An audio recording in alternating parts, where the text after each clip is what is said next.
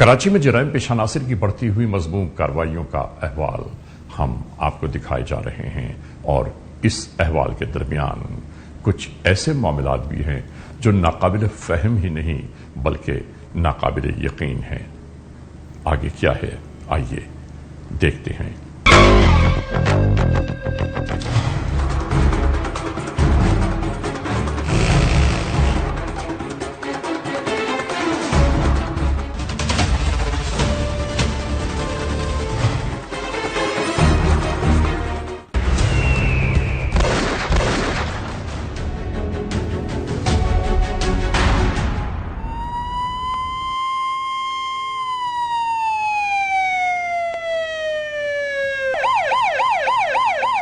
تمام تر حالات و واقعات کا جائزہ لیا جانے لگا اور زمین پر پڑے ملزم کی بابت جب معلومات کی گئیں تو معلوم یہ ہوا کہ وہ اس دنیا سے رخصت ہو چکا ہے۔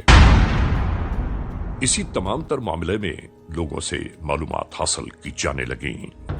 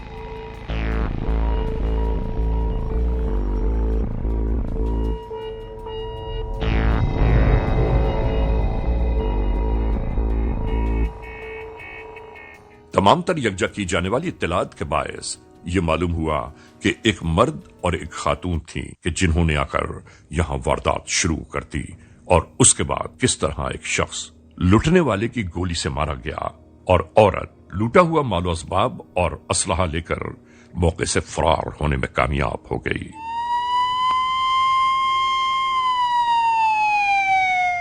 یہاں سے کچھ قانون کے اہلکار فوری طور پر اس جانب روانہ ہو گئے کہ جس جانب اس خاتون کو بھاگتے ہوئے دیکھا گیا۔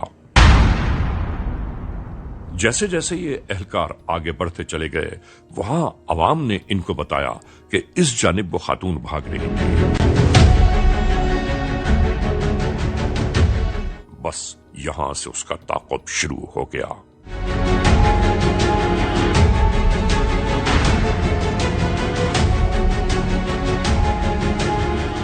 جیسے ہی اس خاتون کو اندازہ ہوا کہ قانون کے اہلکار اس کے پشت پر موجود ہیں، اس نے اندھا دھند گولیاں چلانا شروع کر دیں۔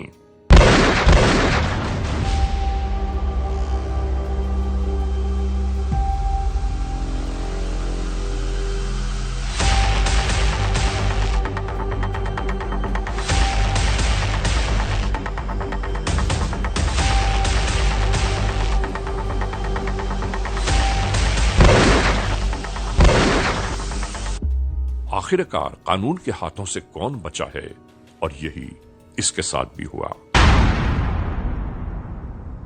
اسی طرح ان اہلکاروں نے اس خاتون کو اپنی تحویل میں لے لیا۔ آپ کے ساتھ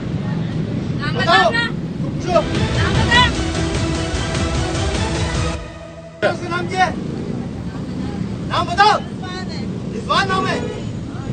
تیرا نام کیا ہے؟ تمہارا نام کیا ہے؟ شمع نام ہے۔ کتنی ڈکیتی کی ہے नाजरीन, आखिर में इस औरत की चालाकी का एक आलम और तो देखिए कि जब कानून के एहलकारों ने इसे गिरफ्तार किया तो ये दुनिया के सामने ये पेश करने लगी कि जैसे वो नशई है, उसे किसी बात का इल्म नहीं है, वो क्या कर रही है उसको नहीं मालूम। शायद नहीं। बहुत देर से कर दिया आप।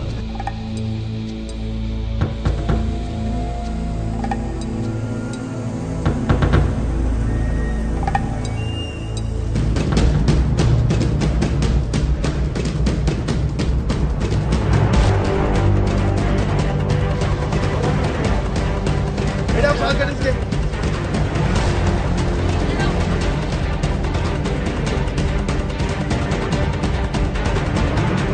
बहरहाल यहां से फौरी तौर पर इस खातून को अपने हमराह लेकर कानून के एहलकार पुलिस स्टेशन की जानिब जा पहुंचे।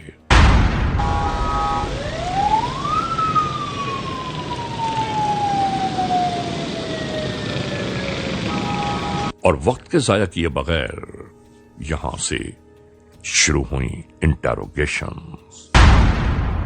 क्या नाम है तुम्हारा? शमा। वालिद का क्या नाम है? इब्राहिम। शादीशुदा हो? जी। कितने बच्चे हैं? 4। ये कौन था? ये मोहल्ले में रहते। क्या नाम है इसका? रिजवान। रिजवान नाम है इसका। क्या करती हो इसके साथ? टिकेटी। खेती करती हो? कैसे? हम लोग निकलते हैं रात के टाइम पे। रात के टाइम पे निकलते हो? हाँ, सही। ये चैम्बर मारते हैं पिस्टल से, और मैं मोबाइल और जो भी होता है वो बंदों से ले लेती हूँ। तो एक रात में कितनी वारदातें कर लेते हो? 2-3 बंदों से लेके फिर नशा कर लेते हैं, फिर दूसरे दिन रात को फिर निकलते तो हैं। तुम औरत हो, किस तरह के काम करते हो? तुम्हें शर्म आती है? मैं नशे में लग गए ना, इस हाँ? नशे में जो पड़ गए ना। तो हीरोइन कितने अरसे से पीती हो? फिर वो 6 साल हो गए, 7 साल क्यों पीती हो?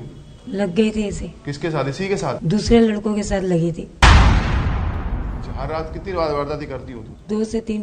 2 से 3 वारदातें करती हो। यहाँ इलाके में आते हो कहीं और? आखिरी वारदात कब की थी इससे पहले? इससे पहले करीमाबाद की साइड। सुबह क्या हुआ था? सुबह मुकाबला हुआ था कैसे? जिसमें ये लड़का एक्सपायर हुआ। कैसे मतलब मुकाबला हुआ था? तुमने इसने किसको जो रोका था? हम लोग फरूट वाले के पास कार वाला रुका हुआ था ना, हाँ, उसके बाद जाके इसने पिस्टल चेम्बर की।